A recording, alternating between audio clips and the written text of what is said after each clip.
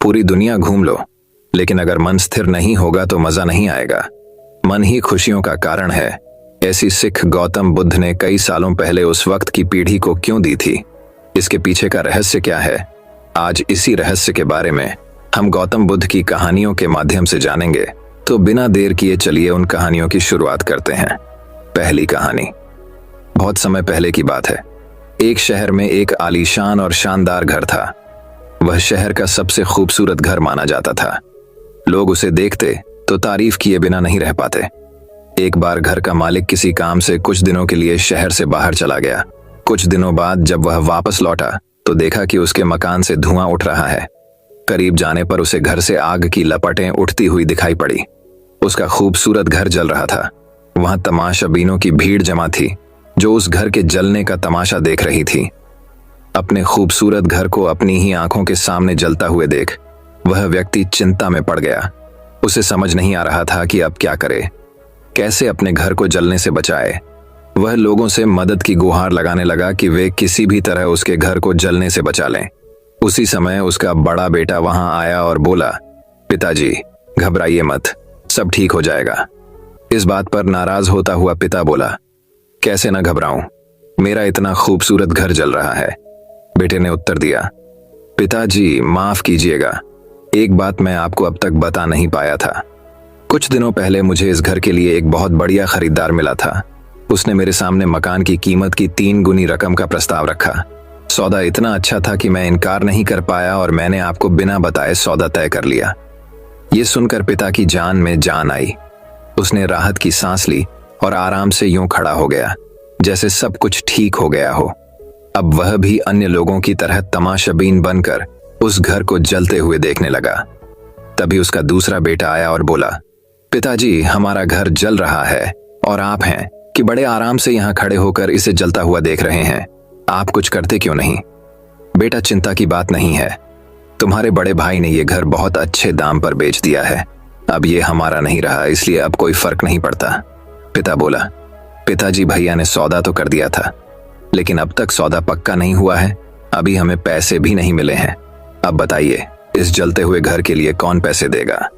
यह सुनकर पिता फिर से चिंतित हो गया और सोचने लगा कि कैसे आग की लपटों पर काबू पाया जाए।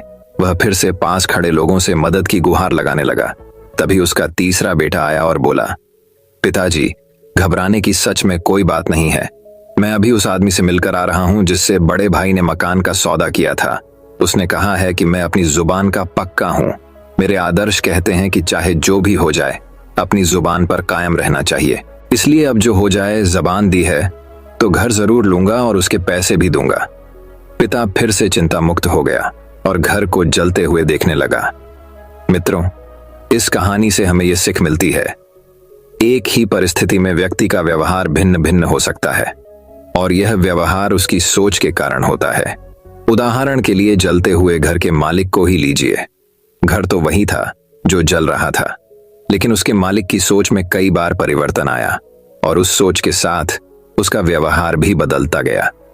असल में जब हम किसी चीज से जुड़ जाते हैं तो उसके छिन जाने पर या दूर जाने पर हमें दुहक होता है, लेकिन यदि हम किसी चीज को खुद से अलग कर देखते हैं तो एक अलग सी आजादी महसूस करते हैं और दुख हमें छूता तक नहीं है। इसलिए दुखी होना और ना होना पूर्णतः हमारी सोच और मानसिकता पर निर्भर करता है। सोच पर नियंत्रण रखकर या उसे सही दिशा देकर हम बहुत से दुखों और परेशानियों से न सिर्फ बच सकते हैं बल्कि जीवन में नई ऊंचाइयां भी प्राप्त कर सकते हैं। तो चलिए अब हमारे दूसरे कहानी की शुरुआत करते हैं। दोस्तों, दूसरी कहानी कुछ इस प्रकार है। बहुत समय पहले एक बड़े से राज्य में राजा ब्रह्मदत्त राज्य करता था। उसके पुत्र का नाम दुष्ट कुमार था। दुष्ट कुमार स्वभाव से बहुत कठोर और सर्प के समान भयंकर था। बिना गाली गलौज और बिना मारे पीटे वह किसी से बात तक नहीं करता था। अपने दुष्ट स्वभाव के कारण वह लोगों को बहुत अप्रिय था। आंख की किरकिरी के समान वह सबको खटकता। एक दिन की बात है, दुष्ट कुमार अपने नौकरों चाकरों के साथ नदी के किनारे खेलने गया। इतने में बड़े जोर से बादल घिर आए और सब जगह अंधेरा छा गया। दुष्ट कुमार ने नौकरों से कहा, सेवको चलो मुझे नदी के बीच ले चलकर नहलाओ। नौकरों ने सोचा, क्यों ना हम इस पापी को यहीं समाप्त कर दें, राजा हमारा क्या बिगाड़ लेगा। इस प्रकार आपस में सलाह कर उन्होंने उस मनहूस को नदी के बीच धार में डुबो दिया। घर लौटने पर जब राजकुमार के बारे में पूछा गया तो नौकरों ने कह दिया कि हमें मालूम नहीं वह कहाँ है। यह समाचार राजा के पास पहुंचा। उसने मंत्रियों से पूछा। मंत्रियों ने कहा, महाराज, हमने समझा कुमार नदी में नहाकर घर आ गए होंगे। राजा ने कुमार की खोज में चारों ओर आदमी दौड़ाए, किंतु उसका कहीं पता नहीं चला। उस दिन बहुत जोर की वर्षा हुई। दुष्ट कुमार के हाथ में नदी में बहता हुआ एक लक्कड़ पड़ गया। उस पर बैठा रोता चिल्लाता वह नदी में बहने लगा। उसी राज्य का एक धन्ना सेठ उस नदी किनारे हजारों सोने के सिक्के गाड़कर मरा था और धन के लोभ से अब सर्प बनकर वहां पैदा हुआ था। वर्षा के कारण सर्प के बिल में पानी भर गया और वह भी नदी की धार में बहने लगा। नदी में बहते हुए उसने इस लड़क को देखा और उसे पकड़कर वह उसके एक कोने में बैठ गया। इसी नदी के किनारे एक चूहा रहता था। यह चूहा भी पूर्व जन्म में वाराणसी का बड़ा सेठ था। उसने नदी के किनारे कई घड़े धन गाड़ कर रखा था और उसके लोभ से अब चूहा बनकर पैदा हुआ था। वर्षा के कारण चूहे के बिल में पानी भर गया और वह भी नदी में बहने लगा। यह चूहा भी उस बहते हुए लक्कड़ के किनारे जा बैठा। उस समय एक भिक्षु नदी के मोड़ पर अपनी पर्णशाला बनाकर रह रहा था। आधी रात को वह इधर उधर टहल रहा था। इतने में एकाएक किसी के रोने का शब्द सुनाई दिया। बाहर आकर देखा तो एक आदमी लक्कड़ पर बैठा नदी में बहा जा रहा है। भिक्षु ने सोचा, मेरे रहते हुए इसे अपने प्राणों से हाथ धोना पड़े, ये ठीक नहीं, अतएव नदी से निकालकर इसकी रक्षा करनी चाहिए।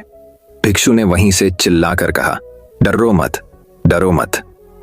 और वह तेजी से पानी की धार को चीरता हुआ लक्कड़ के पास जा पहुंचा। लक्कड़ के सिरे को उसने जोर से पकड़ा और खींचकर नदी के किनारे ले आया।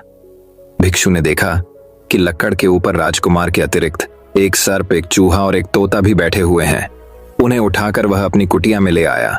उसने आग जलाई और उनकी परिचर्या में लग गया। भोजन खिलाते समय भी भिक्षु ने सर्प आदि का ही अधिक ध्यान रखा। भिक्षु का यह आचरण राजकुमार को बहुत बुरा लगा। उसने सोचा, देखो इस पाखंडी को, मुझ जैसे राजकुमार का ध्यान न कर, यह पहले इनकी सेवा करता है। कुछ समय बाद चारों स्वस्थ हो गए तो उन्होंने अपने घर जाने की इच्छा प्रकट की। सबसे पहले सर्प ने उठकर भिक्षु को नमस्कार कर कहा, भंते, आपने मेरे ऊपर महान उपकार किया है। मैं आपका बहुत कृतज्ञ हूं। आप मुझे दरिद्र न समझें। नदी के किनारे मेरा बड़ा खजाना गड़ा हुआ है। आपको यदि कभी धन की आवश्यकता हो तो आप उस स्थान पर जाकर दीर्घ कहकर पुकारें, मैं आपकी सेवा में उपस्थित हो जाऊंगा। इसके बाद चूहे ने उठकर कहा, भंते, आप नदी के किनारे उंदुर कहकर आवाज लगाई, मैं शीघ्र ही आपकी सेवा में उपस्थित होऊंगा। तत्पश्चात राजकुमार की बारी आई। राजकुमार ने मन ही मन सोचा, यह तपस्वी बड़ा पाखंडी है। जब यह मेरे घर आएगा तो मैं इसे जीवित न छोड़ूंगा। उसने कहा, भंते, मेरे राजा होने के बाद आप मेरे यहाँ अवश्य पधारें। मैं आपका बहुत सत्कार करूंगा। कुछ समय बाद भिक्षु ने सोचा, चलूं, इन सब की परीक्षा करूं और देखूं कौन कौन क्या करता है। सबसे पहले भिक्षु सांप के बिल के पास पहुंचा। आवाज सुनते ही सांप तुरंत बिल से निकलकर आया और कहने लगा, महाराज, मेरा सब धन स्वीकार कर कृतार्थ करें। भिक्षु यह कहकर चल पड़ा कि फिर कभी आऊंगा। चूहे ने भिक्षु के प्रति अपनी कृतज्ञता प्रकट की। भिक्षु ने उन्हें भी वही उत्तर दिया। कुछ समय बाद भिक्षा मांगते हुए उसने उस राज्य में प्रवेश किया जहां दुष्ट कुमार था। उस समय राजा अपने हाथी पर बैठकर बहुत से नौकर चाकरों के साथ नगर की प्रदक्षिणा कर रहा था। भिक्षु को दूर से आते हुए देखकर उसने सोचा, यह वही पाखंडी है जो मेरे घर मुफ्त में रहने और खाने के लिए आ रहा है। अतएव इसके कुछ मांगने के पहले ही इसका सिर कटवा देना चाहिए। राजा ने कर्मचारियों को संकेत करते हुए कहा, देखो, यह पाखंडी मुझसे कुछ मांगने आ रहा है। इस मनहूस को मेरे पास न आने दो। इसे पकड़कर इसके हाथ बांध लो और चौराहों पर पीटते हुए नगर के बाहर निकाल दो। इसके बाद सिर काटकर धड़ को सूली पर लटका दो। राजा की आज्ञा पाते ही कर्मचारियों ने भिक्षु को पकड़ लिया और मारने के लिए ले चले। भिक्षु सोचता हुआ जा रहा था, कुछ लोग ऐसे होते हैं जिनकी पानी से रक्षा करने की अपेक्षा लकड़ी के लट्ठे की रक्षा करना ही अच्छा है। इस कहानी से हमें यह शिक्षा मिलती है। महंत भिक्षु ने दुष्ट कुमार की जान बचाई और समय आने पर उस दुष्ट राजकुमार ने अपनी जान बचाने वाली की जान लेने की कोशिश की। दुष्ट प्रवृत्ति का व्यक्ति सर्प से अधिक खतरनाक होता है। जब कभी आपको चुनाव करना हो तो ध्यान रखें, एक दुष्ट व्यक्ति की सहायता करने से अच्छा है किसी सर्प की सहायता की जाए। कम से कम वह एहसानमंद तो होगा। तो दोस्तों, चलिए अब तीसरी कहानी की शुरुआत करते हैं। तीसरी कहानी। भाग्य का लेखा कभी नहीं मिटता। किसी गांव में एक बहुत ही ज्ञानी पंडित रहता था। एक दिन वह अपने बचपन के दोस्त से मिलने के लिए दूसरे गांव में जा रहा था। उसका वह दोस्त बचपन से ही गूंगा और एक पैर से अपाहिज था। उस पंडित के गांव से उसके दोस्त का घर काफी दूर था। वहां जाने के लिए बीच बीच में कई सारे छोटे छोटे गांव पड़ते थे। पंडित रास्ते में अपनी धुन में चला जा रहा था। चलते चलते उसकी मुलाकात एक व्यक्ति से होती है। वह भी पंडित के साथ चलने लगता है। उस आदमी को देखकर पंडित बहुत खुश हो जाता है। उसने सोचा, चलो अच्छा हुआ, साथ साथ चलने से उसका सफर आसानी से कट जाएगा। बात की शुरुआत करने के लिए उस पंडित ने उस व्यक्ति से उसका नाम पूछा तो उसने अपना नाम धर्मराज बताया। पंडित को यह नाम कुछ अजीब सा लगा, लेकिन उसने नाम के विषय में कुछ और पूछना उचित नहीं समझा। दोनों धीरे धीरे साथ में चल रहे थे। तभी रास्ते में एक गांव आता है। गांव का प्रवेश द्वार आते ही धर्मराज ने पंडित से कहा, तुम आगे चलो, मुझे इस गांव में एक काम है, मैं तुमसे आगे मिलता हूं। पंडित ने कहा, ठीक है। वह आगे रिश्ते में चल देता है। कुछ देर बाद उस गांव में खबर फैली कि एक व्यक्ति को सांड ने अपनी सींग में फंसाकर मार दिया है। जैसे ही सांड ने उस व्यक्ति को मारा, ठीक कुछ ही देर में धर्मराज पंडित के पास आ गया। फिर दोनों चलना शुरू कर देते हैं और चलते चलते एक दूसरे गांव के द्वार पर पहुंच जाते हैं। उस गांव के बाहर एक बड़ा और विशाल मंदिर बना हुआ था। वहां पर आराम करने की सुविधा काफी बढ़िया लग रही थी। पंडित के दोस्त का घर अभी वहां से बहुत दूर था और रात भी होने वाली थी।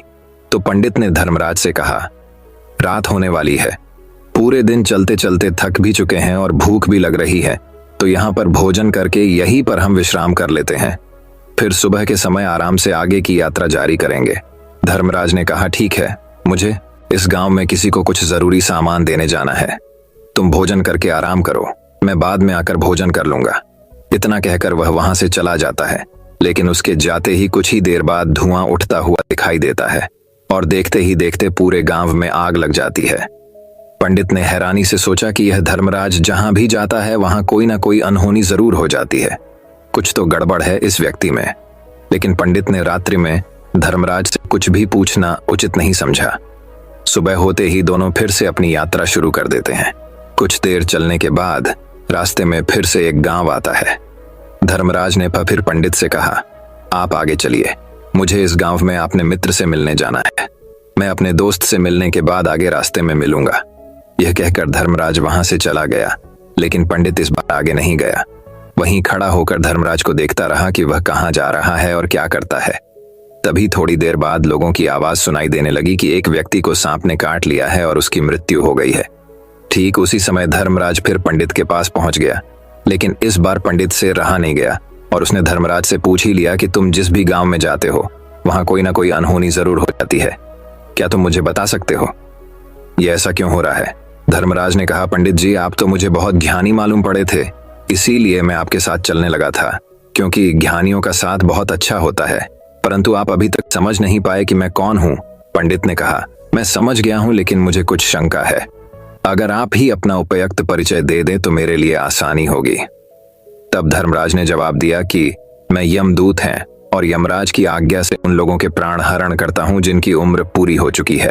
हालांकि पंडित को पहले से ही इस बात की आशंका थी, फिर भी धर्मराज के मुंह से ये बातें सुनकर वह घबरा गया। लेकिन वह हिम्मत करके पूछता है कि अगर तुम सच में यमदूत हो तो मुझे बताओ, अगली मृत्यु किसकी है? धर्मराज ने जवाब दिया, अगली मृत्यु तुम्हारे उसी मित्र की है जिससे तुम मिलने जा रहे हो, और उसकी मृत्यु का कारण भी तुम ही बनोगे। ये बात सुनकर पंडित सहम गया और सोच में पड़ गया कि अगर सच में यह धर्मराज यमदूत हुआ तो उसकी बात भी सच होगी और उसके कारण मेरे बचपन के सबसे अच्छे मित्र की मृत्यु हो जाएगी। तो सबसे अच्छा तो यही होगा कि मैं अपने मित्र से मिलने ही ना जाऊं, कम से कम मैं उसकी मृत्यु का कारण तो नहीं बनूंगा। धर्मराज ने मुस्कुराते हुए कहा, तुम जो सोच रहे हो वो सब मुझे पता है, मगर तुम्हारे अपने मित्र से मिलने ना जाने से नियति नहीं बदल जाएगी। तुम्हारे मित्र की मृत्यु तो निश्चित है और वह अगले कुछ ही पलों में घटित होने वाली है। महाकाल के मुंह से ऐसी बातें सुनकर पंडित को झटका लगा, क्योंकि महाकाल ने पंडित के मन की बातें पढ़ ली थी, जो कि एक सामान्य व्यक्ति के लिए संभव नहीं है। अब पंडित को विश्वास हो गया कि यह धर्मराज सचमुच में यमदूत ही हैं। जब पंडित को यह पूर्ण विश्वास हो गया कि धर्मराज जी यमदूत हैं तो वह घबरा गया। वह अपने मित्र की मृत्यु का कारण नहीं बनना चाहता था, इसलिए वह पलटकर अपने गांव की तरफ वापस जाने लगा। लेकिन जैसे ही पंडित वापस जाने के लिए मुड़ा, उसने देखा कि उसका मित्र तेजी से उसकी तरफ चला आ रहा है, जो कि पंडित को देखकर अत्यंत प्रसन्न दिखाई पड़ रहा था। अपने मित्र के आने की गति को देखकर पंडित को ऐसा लगा कि जैसे उसका मित्र काफी देर से उसका ही पीछा कर रहा है। लेकिन वह बचपन से ही गूंगा था और एक पैर से लंगड़ा भी था, इसलिए ना तो वह पंडित को आवाज देकर रोक पाया था और ना ही उस तक पहुंच पा रहा था। लेकिन जैसे ही वह पंडित के पास पहुंचा, अचानक ही जमीन पर गिर पड़ा और उसकी मृत्यु हो गई। पंडित हक्का बक्का होकर धर्मराज की ओर देखने लगा, जैसे कि वह पूछना चाह रहा हो कि आखिर क्या हुआ।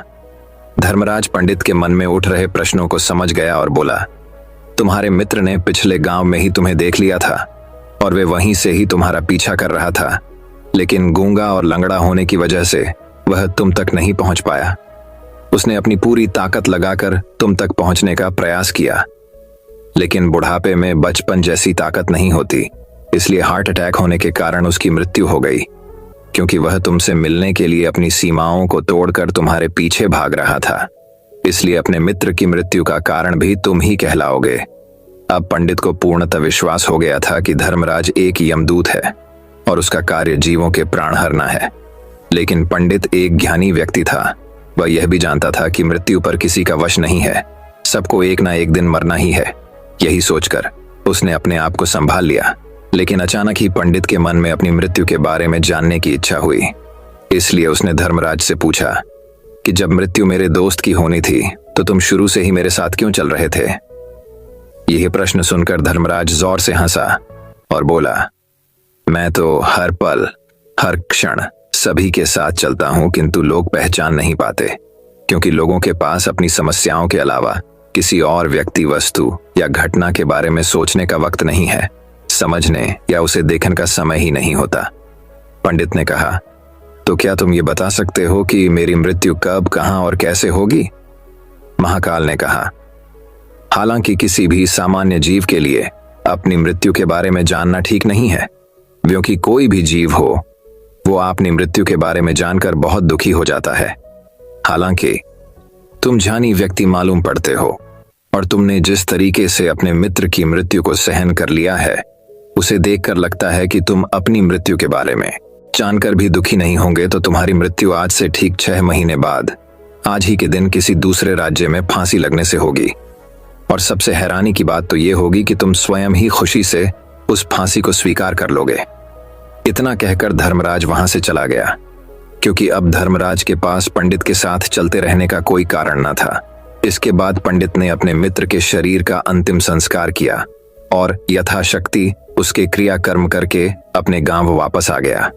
लेकिन कोई व्यक्ति कितना भी ज्ञानी क्यों ना हो, अपनी मृत्यु के बारे में जानकर दुखी तो होता ही है और मृत्यु से बचने का कोई ना कोई उपाय भी खोजता है। तो पंडित ने भी वही किया। क्योंकि पंडित विद्वान था, इसलिए उसकी पहचान उस राज्य के राजा तक थी। पंडित ने सोचा कि राजा के पास तो कई सारे ज्ञानी मंत्री हैं, वो मेरी मृत्यु से संबंधित समस्या का कोई ना कोई समाधान निकाल ही लेंगे। पंडित यही सब सोचता हुआ राज दरबार में पहुंच जाता है और राजा सारी घटना के बारे में बताता है। राजा ने अपने मंत्रियों को सारी समस्या बताई और उनसे सलाह मांगी। अंत में सभी ने विचार विमर्श करके कहा, अगर पंडित की बात सही है तो उसकी मृत्यु भी 6 महीने बाद ही होगी। लेकिन मृत्यु तो तब होगी जब वह किसी दूसरे राज्य में जाएगा। यदि वह किसी दूसरे राज्य में जाए ही ना तो मृत्यु ही नहीं होगी। मंत्रियों की यह सलाह राजा को भी सही लगी।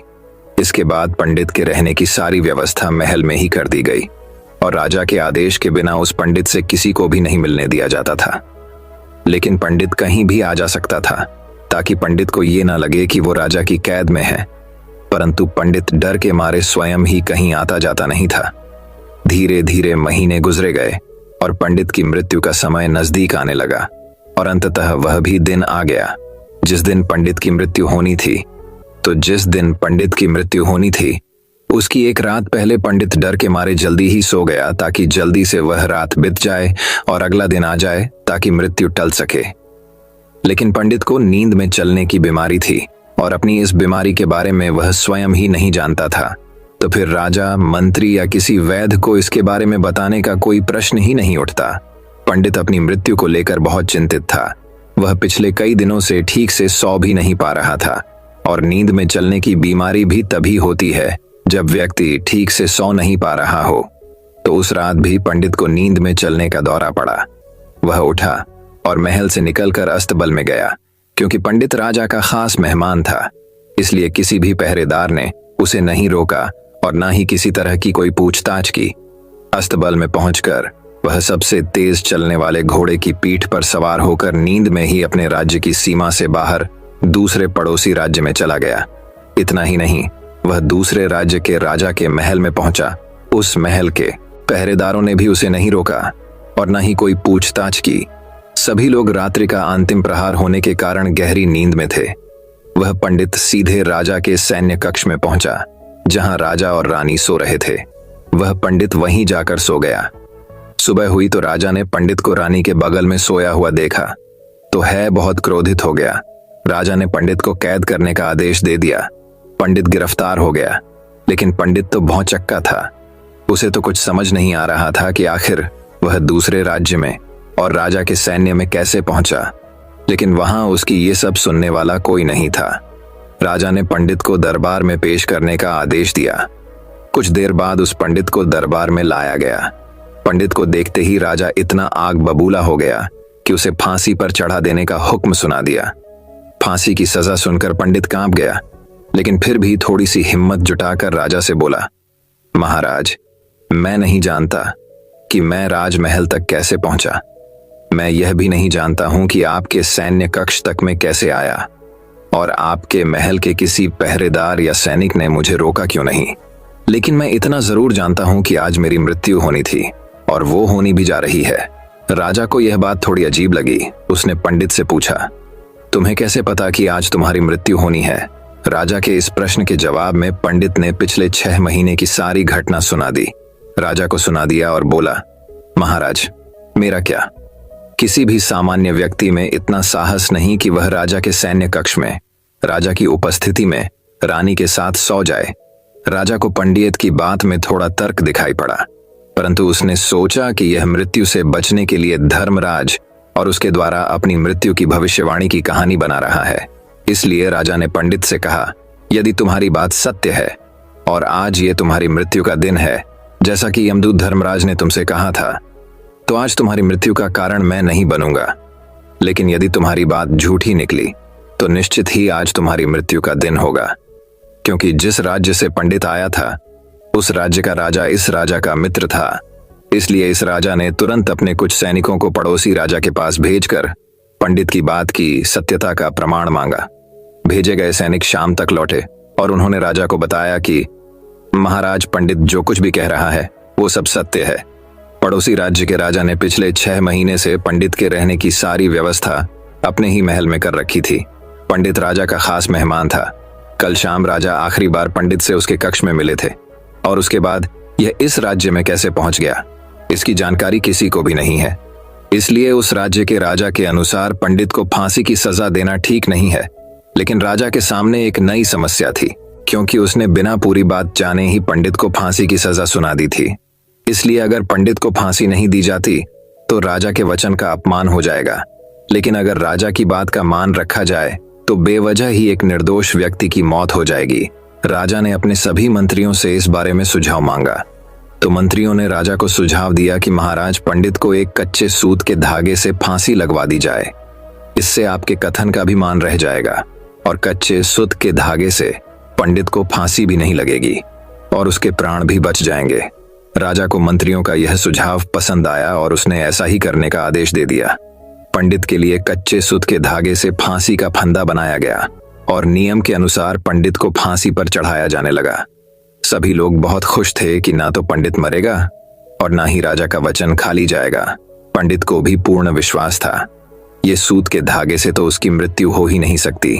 इसलिए उसी पर चढ़ने के लिए तैयार हो गया, जैसा कि धर्मराज ने भविष्यवाणी की थी कि तुम खुद ही अपनी फांसी को स्वीकार करोगे। लेकिन जैसे ही पंडित को फांसी दी गई, सूत का धागा तो टूट गया, लेकिन टूटने से पहले उसने अपना काम कर दिया था। पंडित के गले की एक नस सूत के धागे के झटके से कट चुकी थी और पंडित जमीन पर पड़ा तड़प रहा था। उसी पल उसके गले से खून की फुहार निकल रही थी और देखते ही देखते पंडित का शरीर पूरी तरह से शांत हो गया। सभी लोग आश्चर्यचकित थे और पंडित को मरता हुआ देख रहे थे। किसी को विश्वास नहीं हो रहा था कि कच्चे सूत के धागे से भी किसी इंसान की मृत्यु हो सकती है, लेकिन घटना तो घट चुकी थी। नियति ने अपना काम कर दिया था और धर्मराज की भविष्यवाणी सच हो चुकी थी। श्रीमद् भगवद गीता में भगवान श्री कृष्ण ने कहा है, जो होना होता है वो होकर ही रहता है। हम चाहे कितनी ही सावधानी बरतें, कितना ही उपाय कर लें, लेकिन घटना और घटना की पूरी प्रणाली पहले से ही तय होती है, जिसे हम थोड़ा सा भी इधर उधर नहीं कर सकते हैं। दोस्तों, शायद इसीलिए ईश्वर ने हमें भविष्य जानने की क्षमता नहीं दी है, ताकि हम अपने जीवन को ज्यादा बेहतर तरीके से जी सकें। और यही बात उस पंडित पर भी लागू होती है। अगर पंडित ने महाकाल से अपनी मृत्यु के बारे में ना पूछा होता तो 6 महीने तक राजा के महल में कैद रहकर डर डर कर जीने की बजाय ज्यादा बेहतर जीवन जीता। तो दोस्तों, उम्मीद करता हूं आपको इस कहानी से एक अच्छी सीख मिली होगी। ये कहानी आपको कैसी लगी हमें कमेंट बॉक्स में कमेंट करके जरूर बताएं। तो दोस्तों, चलिए अब चौथे कहानी की शुरुआत करते हैं। चौथी कहानी, एक व्यक्ति काफी समय से परेशान था, जिसके कारण वह बहुत चिड़चिड़ा और तनाव में रहने लगा। वह इस बात से परेशान था कि उसे घर का सारा खर्च उठाना पड़ रहा था। पूरे परिवार की जिम्मेदारी उसी पर है। उसके यहाँ कोई न कोई रिश्तेदार आता जाता रहता है। इन्हीं बातों को सोच सोच कर वह बहुत परेशान रहता था। इसी मानसिक तनाव के कारण वह अक्सर बच्चों को डांटते रहते हैं। उसका अपनी पत्नी से ज्यादातर किसी न किसी बात पर झगड़ा होता रहता था। एक दिन उसका बेटा उसके पास आया और बोला, पापा, मेरे स्कूल का होमवर्क करवा दो। वह व्यक्ति पहले से ही तनाव में था, इसलिए उसने अपने बेटे को डांट कर भगा दिया। लेकिन जब थोड़ी देर बाद उसका गुस्सा शांत हुआ तो वह बेटे के पास गया। उसने देखा कि बेटा सो रहा था और उसके हाथ में उसकी होमवर्क कॉपी थी। उसने कॉपी देखी और जैसे ही उसने कॉपी नीचे रखी, उसकी नजर होमवर्क के शीर्षक पर पड़ी। होमवर्क का शीर्षक वह था जो हमें पहले पसंद नहीं था, लेकिन बाद में वह अच्छा निकला। बच्चे को एक लिखना था इस शीर्षक पर। अनुच्छेद उसने क्या लिखा? जिज्ञासावश उसने बच्चे का लिखा पढ़ना शुरू किया। बच्चे ने लिखा, मैं अपनी अंतिम परीक्षा के लिए बहुत आभारी हूं, क्योंकि पहले तो ये अच्छा नहीं लगता, लेकिन उसके बाद स्कूल की छुट्टियां हो जाती हैं। इसके लिए मैं आपका बहुत बेहद धन्यवाद करता हूं। कड़वी दवाइयां जिनका स्वाद खराब होता है, क्योंकि शुरुआत में तो ये मुझे बहुत कड़वा लगता है, लेकिन बाद में ये मेरी बीमारी को ठीक कर देता है। मुझे सुबह जगाने के लिए मैं उस अलार्म घड़ी को धन्यवाद देता हूँ। वह हर सुबह मुझे बताता है कि मैं जीवित हूँ। मैं भगवान को भी धन्यवाद देता हूँ, जिन्होंने मुझे इतना अच्छा पिता दिया, क्योंकि शुरू में मुझे उनकी डांट बुरी लगती थी, लेकिन वह मेरे लिए खिलौने लाते थे, मुझे घुमाने ले जाते थे और अच्छी चीजें खिलाते थे। और मुझे खुशी है कि मेरे पास पिता हैं, क्योंकि मेरे दोस्त सोहन के पिता नहीं हैं। बच्चे का होमवर्क पढ़ने के बाद वह व्यक्ति उठा तो अचानक उसका मन बदल गया। बच्चे द्वारा लिखे गए शब्द उसके दिमाग में बार बार घूम रहे थे। खासकर उसकी आखिरी पंक्ति ने उसकी नींद उड़ा दी। फिर वह व्यक्ति चुपचाप बैठ गया और उसने उसकी परेशानियों के बारे में लिखना शुरू कर दिया। मुझे घर के सभी खर्चों का ध्यान रखना है। इसका मतलब है कि मेरे पास एक घर है और भगवान की कृपा से मैं उन लोगों से बेहतर स्थिति में हूं जिनके पास घर नहीं है। मुझे पूरे परिवार की जिम्मेदारी उठानी पड़ती है। इसका मतलब है कि मेरा एक परिवार, एक पत्नी और बच्चे हैं, और भगवान की कृपा से मैं उन लोगों से अधिक भाग्यशाली हूं जिनके पास परिवार नहीं है और वह दुनिया में बिल्कुल अकेले हैं। कोई न कोई दोस्त या रिश्तेदार मेरे घर आते रहते हैं। इसका मतलब है कि मेरी एक सामाजिक प्रतिष्ठा है और मेरे पास मेरे सुख दुख बांटने के लिए लोग हैं। ये सब विचार आते ही उसने हाथ जोड़ लिए, आकाश की ओर देखा और कहा, हे भगवान, बहुत बहुत धन्यवाद। मुझे खेद है कि मैं आपकी कृपा को नहीं पहचान सका। उसके बाद उसका मन एकदम बदल गया। उसकी सारी परेशानियां और चिंताएं मानो दूर हो गई। उसे अपने अंदर एक अजीब सी शांति महसूस हुई। वह दौड़कर अपने बेटे के पास गया और सोते हुए बेटे को अपनी बाहों में ले लिया और उसका माथा चूम लिया और अपने बेटे और भगवान को धन्यवाद देने लगे। हमारे जीवन में जो भी समस्याएं हैं, जब तक हम उन्हें नकारात्मक दृष्टि से देखते रहेंगे, तब तक हम मुसीबत में रहेंगे। और जैसे ही हम उन चीजों को सकारात्मक दृष्टिकोण से देखना शुरू करते हैं, हमारा मन एकदम बदल जाएगा। हमारी सारी चिंताएं, सारी परेशानियां, सारे तनाव तुरंत खत्म हो जाएंगे और हम मुसीबत से बाहर निकलने के नए रास्ते देखना शुरू कर देंगे। किसी ने क्या सुंदर शब्द कहे हैं, जो लोग फूल देखना चाहते हैं उनके लिए हमेशा फूल होते। महाभारत के एक संवाद में मृत्यु के बाद सबसे बड़े दानवीर कर्ण की आत्मा ने भगवान कृष्ण से पूछा कि मेरी मां ने मुझे जन्म के समय छोड़ दिया था, क्या यह मेरा पाप था कि मैंने एक नाजायज संतान के रूप में जन्म लिया? द्रोणाचार्य ने मुझे शिक्षा देने से इनकार कर दिया क्योंकि वह मुझे क्षत्रिय नहीं मानते थे, क्या यह मेरी गलती थी? परशुराम ने मुझे शिक्षा दी और सभी ने मुझे श्राप दिया कि मैं अपनी शिक्षा भूल जाऊंगा क्योंकि वह मुझे क्षत्रिय मानते थे। गलती से एक गाय मेरे तीर के रास्ते में आ गई और मर गई और मुझे गांव के लोगों का श्राप मिला। मुझे द्रौपदी के स्वयंवर में अपमानित होना पड़ा क्योंकि मेरे साथ किसी भी राज परिवार के सदस्य की तरह व्यवहार नहीं किया जाता था। यहाँ तक कि मेरी मां कुंती ने भी स्वयं इस तथ्य को स्वीकार किया था कि मैं उनके अन्य पुत्रों की रक्षा के लिए एक पुत्र हूं। मुझे जो कुछ भी मिला वह दुर्योधन की कृपा से मिला। तो क्या यह गलत है कि मैं दुर्योधन के प्रति अपनी वफादारी का ऋणी हूं? श्री कृष्ण मंद मुस्कान के साथ बोले, कर्ण, मैं पैदा होने से पहले जेल में पैदा हुआ था। मेरी मौत कंस मामा के रूप में मेरा इंतजार कर रही थी। जिस रात मैं पैदा हुआ उसी रात मैं अपने माता पिता से अलग हो गया था। तुम्हारा बचपन घोड़ों की हिनहिनाहट और धनुष बाणों वाले रथों की छाया में व्यतीत हुआ। मैंने बचपन में गायें चुराई और गोबर उठाया। जब मैं चल भी नहीं पाता था मुझ पर कहीं कहीं जानलेवा हमले होते थे। न सेना, न शिक्षा, न गुरुकुल और न महल। मेरे मामा मुझे सबसे बड़ा शत्रु मानते थे। जब आप सबकी प्रशंसा होती थी आपकी बहादुरी के लिए आपके शिक्षक और समाज से, उस समय मेरी शिक्षा भी नहीं हुई थी। बहुत समय बाद मुझे आर्षि सांदीपनि के आश्रम में जाने का अवसर मिला। कम से कम आपको अपनी पसंद की लड़की से शादी करने का मौका तो मिला। वो राधा भी न मिली जो मेरे प्राणों में बसती थी। मुझे इसे छोड़ना पड़ा। मुझे उन राजनीतिक कारणों से या उन महिलाओं के साथ कई शादियां करनी पड़ी जिन्हें मैंने राक्षसों से मुक्त कराया था। जरासंध के आतंक के कारण मुझे अपने परिवार को यमुना से एक सुदूर प्रांत में ले जाना पड़ा और उन्हें समुद्र के किनारे बसाना पड़ा। दुनिया ने मुझे कायर, धोखेबाज कहा। दुर्योधन जीत जाता तो जीत का श्रेय तुम्हें भी मिलता, लेकिन धर्मराज के युद्ध को जीतने का श्रेय अर्जुन को मिला। कौरवों ने अपनी हार के लिए मुझे जिम्मेदार माना। हे कर्ण, किसी का भी जीवन चुनौतियों से मुक्त नहीं है। हर किसी के जीवन में सब कुछ ठीक नहीं होता है। समस्या केवल यह है कि हर कोई अपनी समस्या को सबसे बड़ा मानता है। क्या सच है, क्या उचित है, यह हम अपनी आत्मा की आवाज से निर्धारित करते हैं। इससे कोई फर्क नहीं पड़ता कितनी बार हमारे साथ गलत व्यवहार किया जाता है। इससे कोई फर्क नहीं पड़ता कि कितनी बार हमारा अपमान किया जाता है। कोई फर्क नहीं पड़ता कि कितनी बार हमारे अधिकारों का हनन होता है। लेकिन फर्क सिर्फ इतना है कि हम उन सभी से कैसे निपटते हैं। जो लोग विपरीत परिस्थितियों में भी सकारात्मक सोचते हैं उनके जीवन में कई परेशानियां कम हो जाती हैं। ऐसे में हमारे नकारात्मक विचार हमारे काम को बिगाड़ सकते हैं।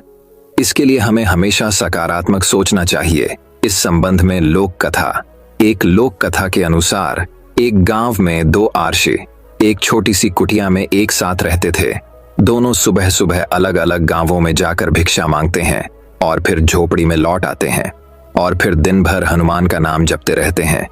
भीख मांगकर उनका जीवन चल रहा था। एक दिन वे दोनों अलग अलग गांवों में भीख मांगने निकले। शाम को दोनों वापस आए तो उन्हें पता चला कि गांव में तूफान आया है। पहले संत अपनी कुटिया पर पहुंचे तो उन्होंने देखा कि औंधी के कारण कुटिया आधी टूट गई है। उसकी त्योरी चढ़ गई और भगवान को कोसने लगे। संत ने सोचा कि मैं रोज मंदिर में भगवान का नाम जपता हूँ। दूसरे गांव में चोरों और लुटेरों के घर सुरक्षित हैं और हमारी झोपड़ी तोड़ दी। हम दिन भर पूजा करते हैं लेकिन भगवान को हमारी कोई परवाह नहीं है। ये भगवान कितना दयालु है। वे हम जैसे भक्तों को दुख और दष्टों को सुख देते हैं। कुछ देर बाद एक अन्य संत भी वहां पहुंचे। उन्होंने टूटी झोपड़ी भी देखी। ये देखकर वह बहुत खुश हुआ और अपना सिर जमीन पर रखकर भगवान को धन्यवाद देने लगा। संत बोले, हे भगवान, आज मुझे विश्वास हो गया कि आप सचमुच हमसे प्रेम करते हैं। हमारी भक्ति और आराधना व्यर्थ नहीं गई। आपने इतने भीषण तूफान में भी हमारी आधी झोपड़ी बचा ली। हम आपकी झोपड़ी में आराम कर सकते हैं। आज से मेरा विश्वास और अधिक बढ़ गया है। इस कहानी से यही शिक्षा मिलती है कि हमें हर स्थिति को सकारात्मक दृष्टिकोण से देखना चाहिए। नकारात्मक विचार मानसिक तनाव बढ़ाते हैं और हम अच्छी चीजें भी नहीं देख पाते। और सकारात्मक सोच की शक्ति दिखाने के लिए एक और कहानी सुनिए। एक शहर में एक अमीर व्यापारी रहता था। एक दिन वह व्यापारिक यात्रा पर गया। रास्ते में घना जंगल था जिसे पार करके उसे अपनी मंजिल तक पहुंचना था, लेकिन वह चलने में बहुत थक गया था। इसीलिए वह आराम करने के लिए एक पेड़ के नीचे बैठ गया। आराम करते समय उसे प्यास लगी, लेकिन वह पानी नहीं लाया। वह सोचने लगा कि मेरे पास कुछ पानी है ताकि मैं अपनी प्यास बुझा सकूं। जैसे ही उसने ऐसा सोचा तभी एक चमत्कार हुआ और पानी से भरा एक घड़ा उसके सामने प्रकट हो गया। उसके बाद उसने पानी से अपनी प्यास बुझाई।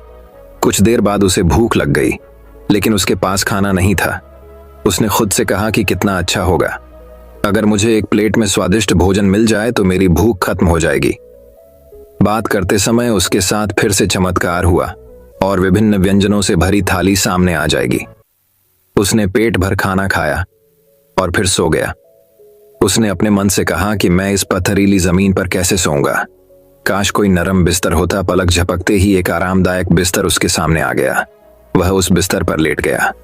उसे ऐसा महसूस हो रहा था जैसे वह स्वर्ग में है, जहां उसकी सभी इच्छाएं एक के बाद एक पूरी हो रही हैं। वह इस बात से अनजान था कि जिस पेड़ के नीचे वह लेटा है वह कोई साधारण पेड़ नहीं, बल्कि एक कल्पित वृक्ष है जो सभी इच्छाओं को पूरा करने की शक्ति रखता है। बिस्तर पर लेटे लेटे अचानक उसके मन में एक विचार आया। यह जंगल कई तरह के जंगली जानवरों से भरा होगा जो किसी भी वक्त वहां हो सकते हैं। ऐसे में वह अपनी रक्षा भी नहीं कर पाएंगे। जैसे ही यह विचार उसके मन में आया, अचानक से एक खूंखार शेर वहां आ गया। वह शेर को अपने सामने देखकर पूरी तरह से भयभीत हो गया कि वह बच भी नहीं सका। शेर ने उस पर हमला किया और उसे मारकर खा गया। इस प्रकार एक नकारात्मक विचार ने उसकी जान ले ली। इसीलिए कहा जाता है कि मनुष्य अपने विचारों से प्रभावित होता है। सकारात्मक विचार हमेशा सकारात्मक परिणाम देते हैं, इसलिए हमेशा सकारात्मक सोच रखें। गौतम बुद्ध ने कहा है कि ब्रह्मांड की सारी शक्ति पहले से ही हमारी है। हम ही हैं जो अपनी आंखों पर पट्टी बांध लेते हैं और फिर रोते हैं कि कितना अंधेरा है। और जहां तक खुशी की बात है तो ये कोई खुशी नहीं है, बल्कि ये हमारे अपने कार्यों से आता है। तो दोस्तों चलिए अब 5वीं कहानी की शुरुआत करते हैं। 5वीं कहानी, गौतम बुद्ध से सीखें खुद को। एक बार गौतम बुद्ध एक शहर में प्रवास कर रहे थे। उनके साथ कुछ शिष्य भी थे। एक दिन उनके शिष्य शहर में घूमने के लिए निकले। वे शहर में घूम ही रहे थे कि तभी शहर के कुछ लोगों ने उन्हें अपशब्द कहे। उनके बुरे शब्दों को सुनकर शिष्यों को बहुत बुरा लगा और वे वापस लौट गए। बुद्ध ने देखा कि शहर से लौटकर आए उनके सभी शिष्य बहुत क्रोध में दिखाई दे रहे हैं। उन्होंने शिष्यों से पूछा, क्या बात है, आप इतने तनाव में क्यों हैं? तभी एक शिष्य क्रोध में बोला, हमें यहां से तुरंत चलना चाहिए। जब हम बाहर शहर में घूमने गए थे तो यहाँ के लोगों ने बिना वजह हमें बहुत बुरा भला कहा। जिस जगह हमारा सम्मान नहीं हो वहां हमें नहीं रहना चाहिए। बुद्ध ने कहा, क्या किसी और जगह तुम अच्छे व्यवहार की अपेक्षा रखते हो? दूसरे शिष्य ने कहा, इस शहर से तो अच्छे लोग ही होंगे। तब गौतम बुद्ध बोले, किसी जगह को सिर्फ इसलिए छोड़ देना ठीक नहीं कि वहां के लोग बुरा व्यवहार करते हैं। हमें तो कुछ ऐसा करना चाहिए कि जिस स्थान पर भी जाएं, उस स्थान को तब तक नहीं छोड़े जब तक अपनी अच्छाइयों से वहां के लोगों को सुधार न दे। हम जिस भी स्थान पर जाएं, वहां के लोगों का कुछ न कुछ भला करके ही वापस लौटें। बुद्ध ने कहा, जिस प्रकार युद्ध में बढ़ता हुआ हाथी चारों तरफ के तीर सहते हुए भी आगे बढ़ता जाता है, ठीक उसी तरह उत्तम व्यक्ति भी दूसरों के अपशब्दों को सहते हुए अच्छे कार्य करता रहता है। खुद को वश में करने वाले प्राणी से उत्तम कोई और नहीं हो सकता। बुद्ध की बात शिष्यों को अच्छी तरह से समझ में आ गई और उन्होंने वहां से जाने का इरादा त्याग दिया। तो दोस्तों चलिए अब छठी कहानी की शुरुआत करते हैं। छठी कहानी, मोची का लालच। किसी गांव में एक धनी सेठ रहता था। उसके बंगले के पास एक जूते सिलने वाले गरीब मोची की छोटी सी दुकान थी। उस मोची की एक खास आदत थी कि जो जब भी जूते सिलता तो भगवान के भजन गुनगुनाता रहता था। लेकिन सेठ ने कभी उसके भजनों की तरफ ध्यान नहीं दिया। एक दिन सेठ व्यापार के सिलसिले में विदेश गया और घर लौटते वक्त उसकी तबीयत बहुत खराब हो गई। लेकिन पैसे की कोई कमी तो थी नहीं, सो देश विदेशों से डॉक्टर, वैद्य, हकीमों को बुलाया गया, लेकिन कोई भी सेठ की बीमारी का इलाज नहीं कर सका।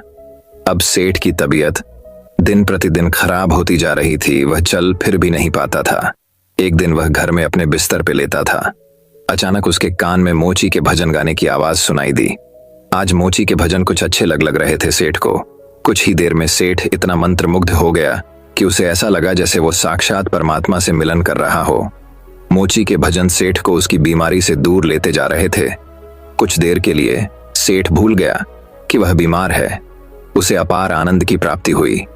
कुछ दिन तक यही सिलसिला चलता रहा।